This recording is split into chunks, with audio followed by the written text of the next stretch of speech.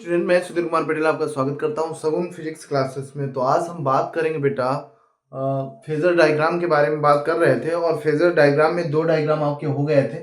एक आपका हो गया था एल परिपथ और एक आपका हो गया था आर परिपथ। दो परिपथ हो गए थे बेटा। एक हो गया था एल परिपथ और दूसरा हो गया था आर परिपथ। अब हम बात आज करने वाले हैं जो कि तीसरा परिपथ है, जिसे हम कहेंगे सी परिपथ। कौन सा परिपथ बेटा? सी परिपथ। तो चलिए बात कर रहे हैं हम सी परिपथ की। सी परिपथ, सी परिपथ क्या होता है? सी परिपथ वह परिपथ होता है, सी परिपथ वह परिपथ होता है जिसमें एक संधारित्र लगा हो। जिसमें एक संधारित्र लगा हो। तो एक हम पहले तो एक परिपथ बनाएंगे जिसमें एक संधारित्र लगा होगा और वह संधारित्र कुछ इस प्रकार से हम किसी सर्किट में लगा देंगे, ये आपका। और इसे एक प्रत्यावर्ती स्रोत से जोड़ देंगे। ये बेटा प्रत्यावर्ती स्रोत का साइन है। अगर यहां पर हम बात करें तो इसकी धारिता सी। क्लियर है? अब देखिए, अगर इसमें उल्टता की बात करें तो V बराबर क्या होता है? V not sine omega T, है ना? V not sine omega T. इसको इक्वेशन फर्स्ट मान लीजिए। अब यहां पर अगर फेजर डायग्राम बनाना है तो फेजर डायग्राम में आपको दो बातों की आवश्यकता होती है बेटा। एक तो आपको I और दूसरा आपका V। इन दोनों के बारे में हमें पता होना चाहिए। अब सबसे पहले इसमें ये देख लीजिए कि आपको V बराबर V not sine omega T तो पता है भाई। क्या नहीं पता है? धारा, प्रत्यावर्ती धारा नहीं पता है। तो प्रत्यावर्ती धारा आपको निकालनी पड़ेगी। क्या होता है? तो इसके लिए कुछ फार्मूले हैं, उनको आपको याद रखने पड़ेंगे। जैसे Q बराबर CV, Q बराबर CV। क्लियर है? और जहां पे हम बेटा कह सकते हैं Q, I बराबर होता है dQ अपान dt। क्लियर है? अब यहां पर अगर हम बात करें, देखिएगा, I बराबर होता है dQ अपान dt और Q बराबर होता है CV। अगर ये दो फार्मूले हम उठाएंगे तो हम I की वैल्यू निकाल सकते हैं। कैसे? देखिए, क्या है कि I बराबर आप लिखिए, I बराबर क्या हो जाएगा? dQ अपान dt। क्लियर है? और जहां Q बराबर बेटा होता है CV, तो यहां पे हम लिख सकते हैं I बराबर d बाई, और यहां पे लिख देंगे CV और बटे में dt।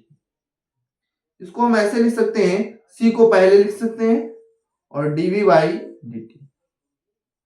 क्लियर बात है? अब इस फार्मूले में ये I के बराबर है और इस फार्मूले में हमें V की वैल्यू पता है।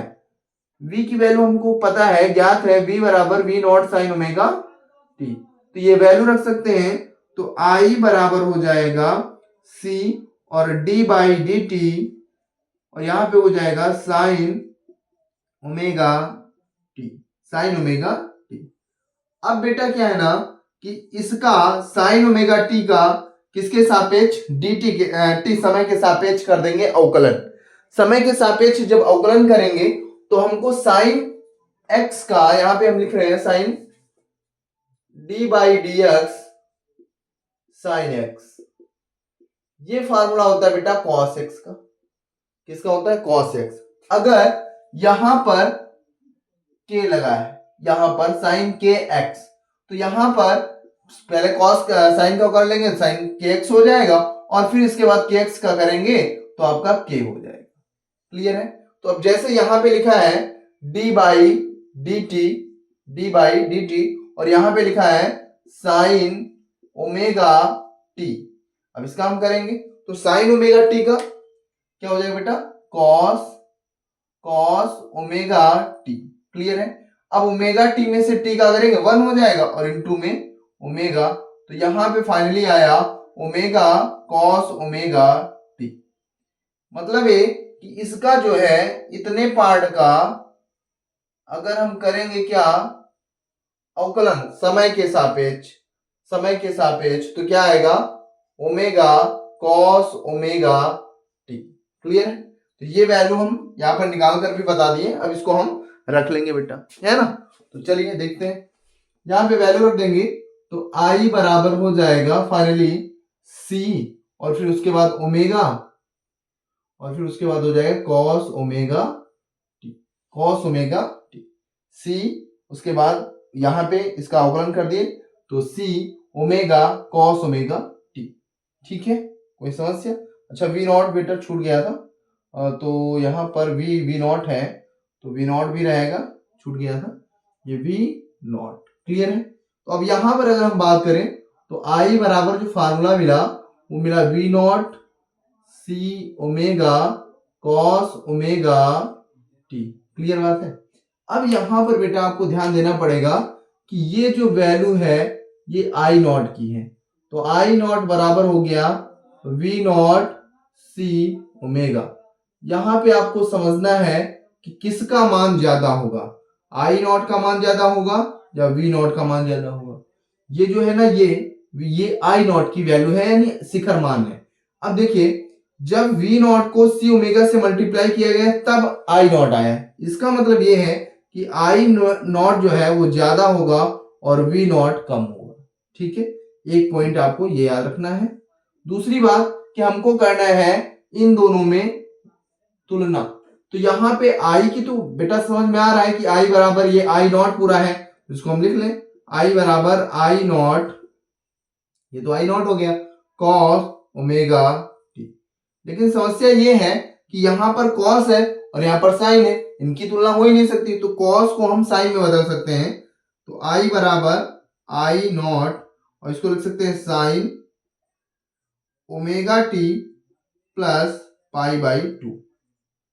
अब देखिए यहाँ पे बेटा क्या है, साइन है और यहाँ पर भी क्या है, साइन है। लेकिन इन दोनों इक्वेशंस में अगर तुलना करें तो देखो ये आई की वैल्यू है और ये वी की वैल्यू है, यहाँ पे आई नॉट है, यहाँ पर वी नॉट है। क्लियर है? साइन, अब देखो ये उल्टता सॉरी धारा है और ये उल्टता है, यहाँ पर ओमेगा टी है और omega T pi plus pi by 2 है, मतलब ये आगे है। कौन आगे है? धारा आगे है और उल्टता पीछे है, उल्टता पीछे कितना, पाई बाई 2। तो यहाँ पर 2 पॉइंट निकल के आ सकते हैं, यानी इसको हम मान ले समीकरण सेकेंड, तो समीकरण फर्स्ट व सेकेंड से समीकरण फर्स्ट व सेकेंड से समीकरण फर्स्ट व सेकेंड से। अब देखिए इसमें कौन आगे बेटा, आई आगे। तुलनात्मक अध्ययन करेंगे तो यहाँ पर omega T plus pi by 2 है आई, मतलब अगर हम इसको अलग लिखना चाहें तो ऐसे लिख सकते हैं, वी में ओमेगा टी है समझने के लिए और आई में omega T plus pi by 2 है, मतलब है कि यहाँ पर ओमेगा टी तो ओमेगा टी इक्वल है लेकिन आई का मान पाई बाई 2 ज्यादा है। इसका मतलब ये है कि प्रत्यावर्ती धारा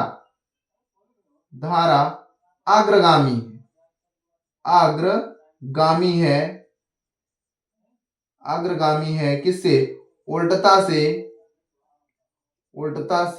कितना, पाई बाई 2। क्लियर है? उसके बाद अगर आपसे कहा जाए कि उल्टता, यहाँ पे ऐसा भी लिख सकते हैं, उल्टता पश्चगामी है किससे, धारा से कितना, पाई बाई, धारा से पाई बाई 2। क्लियर है? क्या तो कोई समस्या? एक बार फ्रेम चेक कर लेता हूं बेटा, कोई समस्या नहीं है।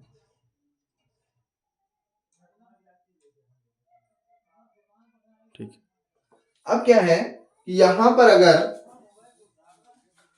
पर हमको इसका ग्राफ खींचना हो, ग्राफ कैसे, तो इसको हम मिटा सकते हैं। चलिए देखते हैं, ग्राफ यहीं पर खींच लेते हैं। ग्राफ खींचने के लिए यहां पर आपको देखना पड़ेगा कि हम पहले ये आपका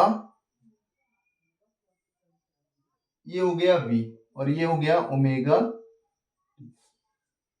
अब ओमेगा टी से धारा आगे है, मैंने कहा था कि अगर धारा आगे हो तो बेटा इस डायरेक्शन में जाते हैं और अगर धारा पीछे हो तो नीचे की ओर जाएंगे। क्लियर है?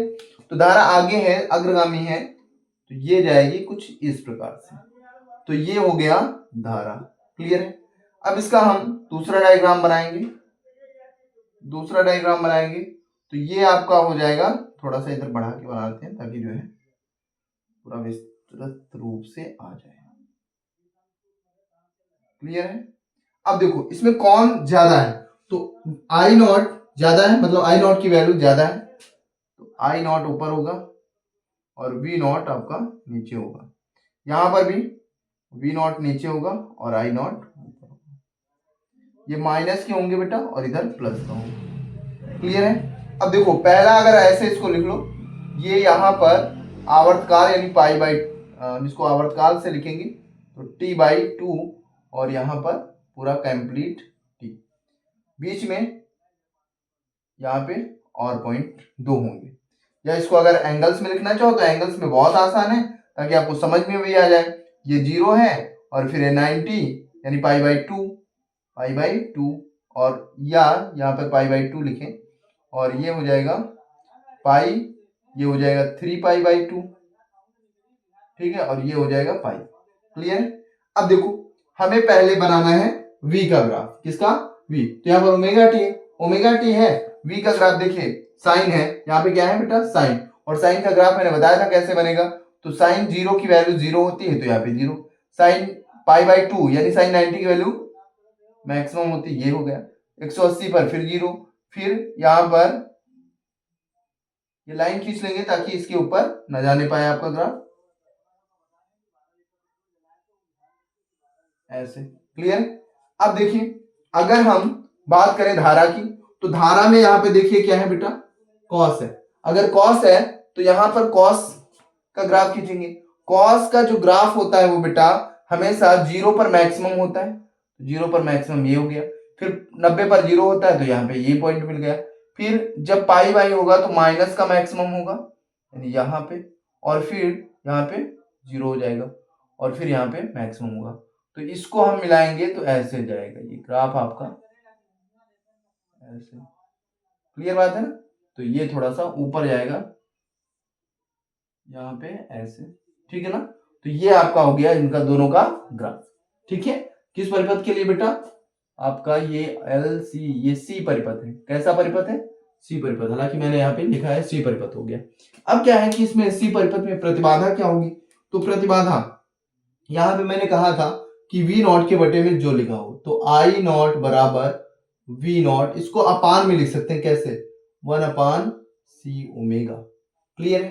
तो यहां पर वी नॉट के बटे में क्या लिखा है? सी ओमेगा। तो इसका मतलब इसकी जो प्रतिबाधा है, प्रतिघात है, 1 अपान सी ओमेगा होगी। क्लियर बात है ना? कोई समस्या, कोई दिक्कत? थोड़ा सा भी इशू नहीं होना चाहिए, ठीक है ना? अब क्या करेंगे, हम इन तीनों परिपथों को एक साथ बनाने का प्रयास करेंगे, या कि ये कह सकते हैं कि एक चार्ट के थ्रू इनको हम समझने का प्रयास करेंगे। ठीक है ना? चलिए बात करते हैं।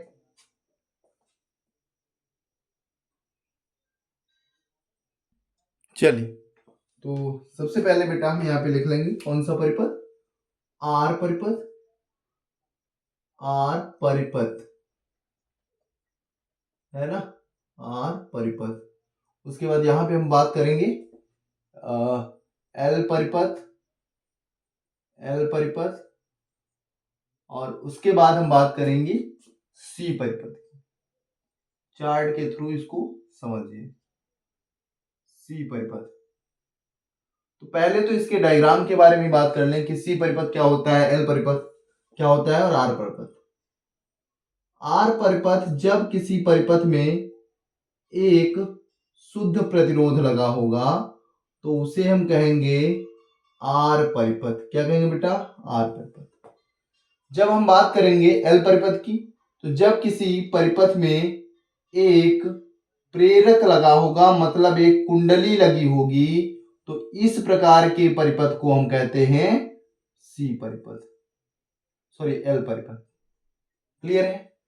और जब हम बात करेंगे सी परिपथ की, तो जब किसी परिपथ में केवल एक संधारित्र लगा हो तो उस प्रकार के सर्किट को, परिपथ को हम कहते हैं सी परिपथ। क्लियर है? अब यहां पर अगर बात करें तो यहां पर इनकी कलाओं में मतलब ये कि धारा और उल्टता के मध्य, धारा और धारा और उल्टता के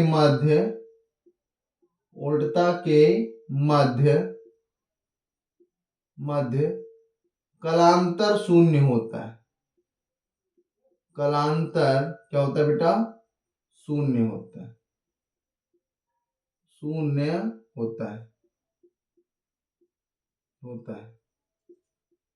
क्लियर बात है ना? लेकिन L परिपथ में कलांतर होता है, और कितना होता है? तो वो होता है बेटा π/2। अब कैसे इसको निकालेंगे या कैसे ज्ञात करेंगे? तो ये जब हमने L परिपथ आपको बताया है तो वहां पर लिखा है। अब इसमें अगर आपसे ये पूछा जाए कि कौन आगे होगा, तो L परिपथ है तो हम लिख सकते हैं उल्टता अग्रगामी।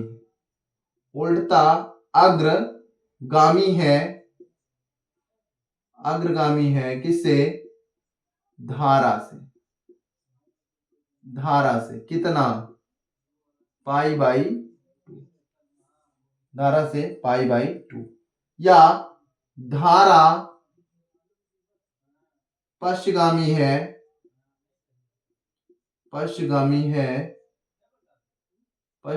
है किससे? उल्टता से। कितना? उल्टता से π/2। क्लियर बात है ना? अब देखिए, अगर C परिपथ की बेटा बात करेंगे तो C परिपथ में कौन आगे रहेगा? C परिपथ में आपकी रहेगी धारा आगे। धारा अग्रगामी है किससे? उल्टता से। कितना? उल्टता से। ये याद रखिएगा, जब हम LCR परिपथ पढ़ेंगे तो वहां पे आवश्यकता पड़ेगी। उल्टता से π/2। या उल्टता पश्चगामी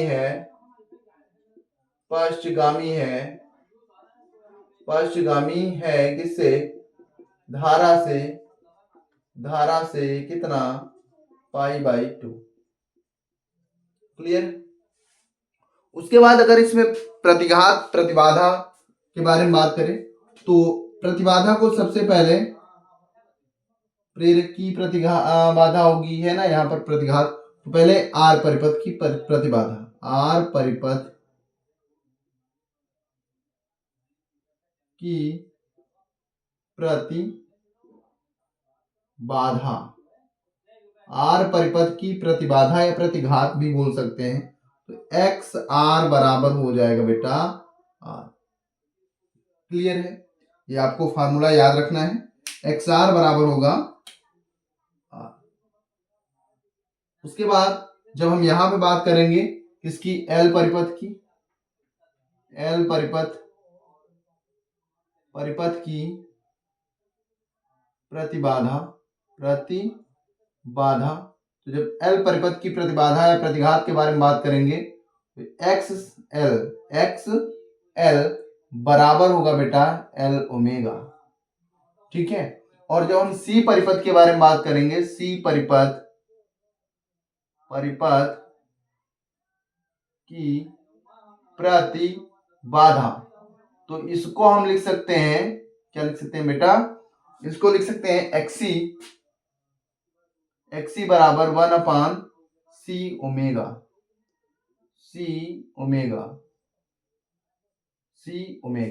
क्लियर बात है ना? XC बराबर क्या होगा? 1/C omega. और अगर हम R परिपथ में बात करें तो R परिपथ में उल्टता का शिखर मान ज्यादा होता है। V0 इसमें ग्रेटर देन होता है I0 से। क्लियर बात है ना? यहां पर भी V0 की वैल्यू ज्यादा होती है किससे? I0 की। लेकिन यहां पर I0 का मान ज्यादा होता है किससे? V0 से। क्लियर है? यहां तक समझ में आ गया? कोई समस्या? तो ये सारे पॉइंट्स आपके क्लियर होना चाहिए। ठीक है? यहां तक समझ में आ गया? तो ये ग्राफ, ये थोड़ा सा कुछ इसके बारे में रिलेटेड कुछ जानकारियां हैं R, L और C परिपथ से। इनको बहुत अच्छे से कंप्लीट करिए और आज की क्लास में बस यहीं तक, मिलते हैं नेक्स्ट एलसीआर या एलसी या सीआर परिपथ को लेकर। तो अगर आपको वीडियो अच्छा लगा हो तो प्लीज़ प्लीज़ प्लीज़ चैनल को सब्सक्राइब करो, वीडियो को लाइक करो और ज़्यादा से ज़्यादा लोगों तक शेयर करो। बहुत बहुत धन्यवाद।